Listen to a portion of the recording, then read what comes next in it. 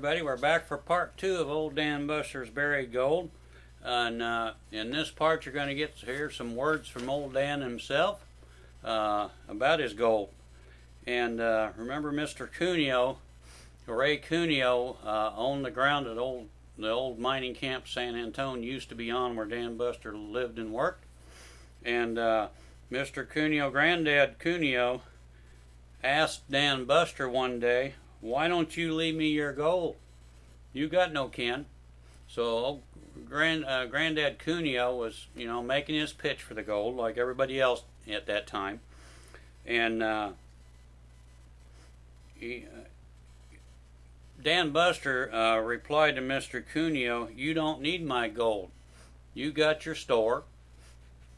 You got money. I buried that gold. Ain't nobody ever gonna find it."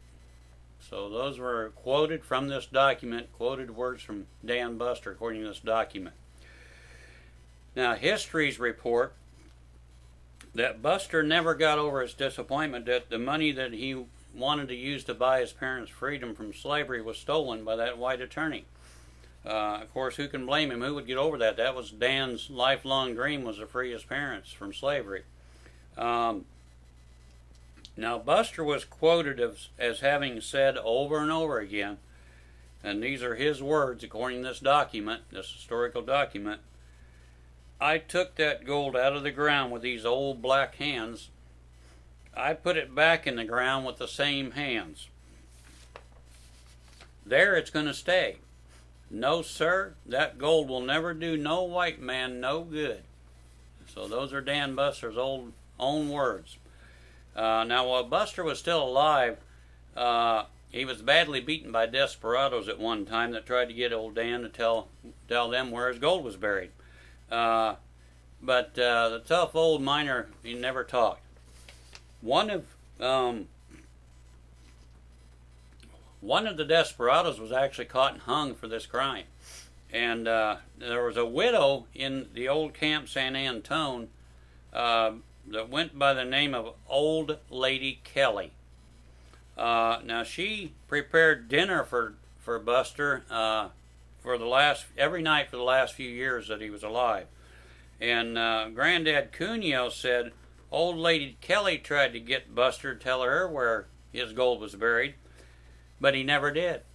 So there were several Negro miners in the area who knew Buster and knew about his gold, but he wouldn't tell them either. So here you have, probably some very, very good friends. He lived in there and worked in Camp San Antone for 13 years. So he had some very good friends he made. A lady waited on him, cooked food for him every night. He wouldn't even tell them where his gold was. Now when Buster died, he died in February 1863. And the townspeople and the miners and everybody else in that area, of course, when he died, they went looking for that gold. They tore his cabin clear down, dug underneath of it, looked around it. Nobody ever found it. If they found it, they wouldn't have had to tear the cabin down. And of course, if somebody would have found it, it would have been big news. Everybody would have known it was found. It was never found.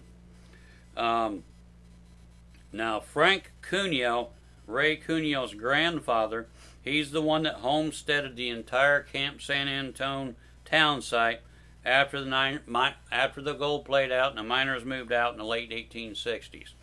And he spent the rest of his life looking for Buster's gold whenever he had a chance, and so did his son. Of course, Granddad Cuneo knew the gold existed. He saw it and waited the day it came out of the mountains on those burros that Dan Buster had. And Frank Cuneo's grandson also looked for it, his great-grandson, and now his great-great-grandchildren dig for the gold from time to time, according to this document from 1971. That whole family knew that gold was there, and they knew it was never found. Now, Buster's gold is legendary in Calaveras County, but Buster was no legend. He lived in the mining camp for 13 years.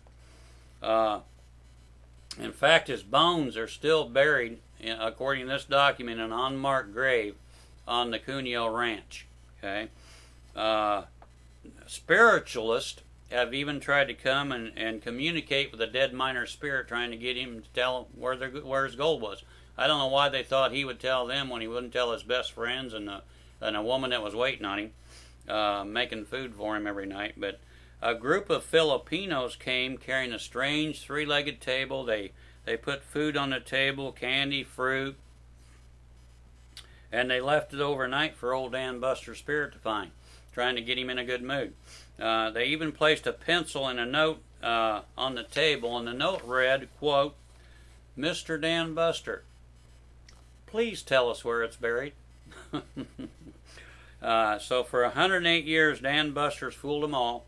For 108 years, the old miner's words have been as good as gold, and we're going to end with Dan Buster's own words. He was quoted as having said, "Ain't nobody ever going to find it." So that concludes the story of old Dan Buster's lost gold. And again, if you enjoy these stories, go to our website, www.treasurehuntingonline.com and www.losttreasurestories.com. Go ahead and get your free, become a free member in the Lost Treasure Tales Club. And you'll get stories just like this every week. We'll email them right to you, and that concludes the story of old Dan Buster's buried gold in Calaveras County, California. Have a great night, everybody, and watch for our next treasure hunting video.